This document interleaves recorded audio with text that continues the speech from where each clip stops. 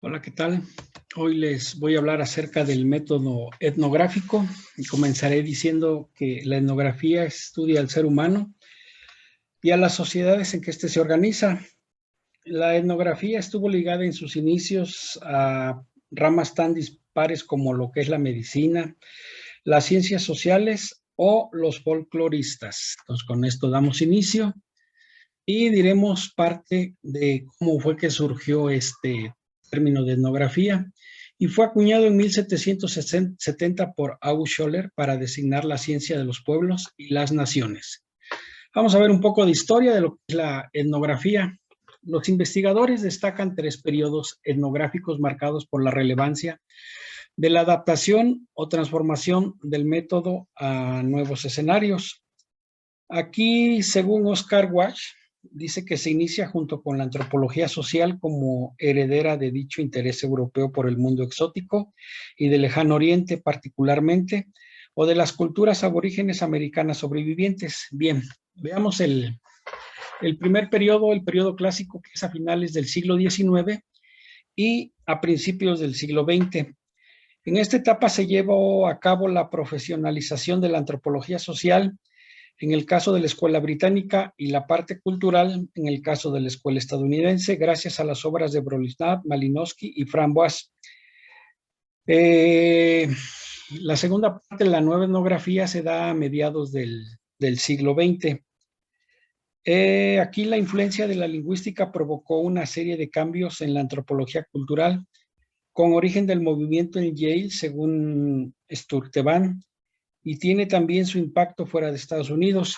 Y el tercer y último periodo, que es el periodo plural, se da en los años 70, donde Oscar Walsh señala que en este periodo la persona deja de ser conceptualizada como una estructura. Aquí el elemento a través del cual da a buscar nuevos modelos mentales universales, y aquí pasa a ser entendida como un proceso, un elemento de constante cambio y adaptación. Sus principales representantes son Malinowski, Sapir y Worf. Esta tradición se fue consolidando en las universidades americanas, dando origen en la década de los 70 a diversas disciplinas de estudio, tales como la etnografía de la comunicación o la antropología lingüística. Los fundamentos teóricos epidemiológicos, aquí nos dice que el fundamento básico de estos es el principio que fundamenta la objetividad de toda investigación científica, donde se debe garantizar la veracidad y la confiabilidad de su mensaje. En cuanto al alcance del método etnográfico, nos dice que la etnografía no solo describe el comportamiento, sino que trata de explicar qué lo guía. En este caso, la idea central es especificar en qué condiciones culturales él, ella o ellos realizan su rol e interpreta el comportamiento cultural. La interpretación aquí es la esencia de la etnografía. La clasificación del método etnográfico. Aquí tradicionalmente se distinguen dos tipos fundamentales de enfoque etnográfico. Como lo vemos aquí, es la macroetnografía y la microetnografía. Bien, la primera, la macroetnografía, parte del estudio de la conducta individual de las dinámicas a pequeña escala para a partir de allí intentar obtener conclusiones sobre el grupo humano en su totalidad. Y la microetnografía realiza el camino inverso, partiendo de las cuestiones más amplias del grupo para intentar comprender las conductas individuales o para intentar comprobarlas en los relatos personales. ¿Cómo se da el procedimiento del método etnográfico? Tiene varios puntos. El primero es el resumen, la introducción de la investigación, la revisión de publicaciones, la revisión metodológica, el informe de resultados, el análisis de conclusiones y la bibliografía.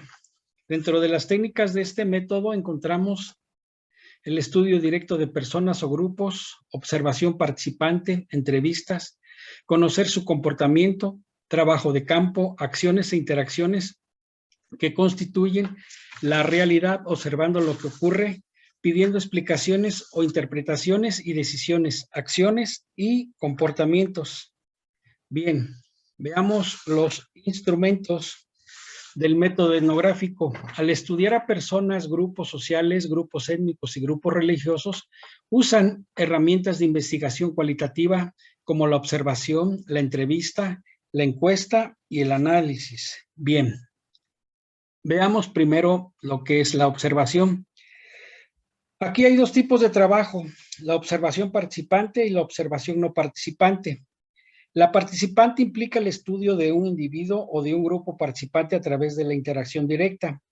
En cuanto a la observación no participante, es el estudio de los grupos de personas en lugares públicos. Aquí nada más se puede basar directamente en un centro comercial, ver cómo actúa, cómo maneja a la sociedad sus roles en sí. En cuanto a la entrevista es la investigación realizada a través de la narrativa.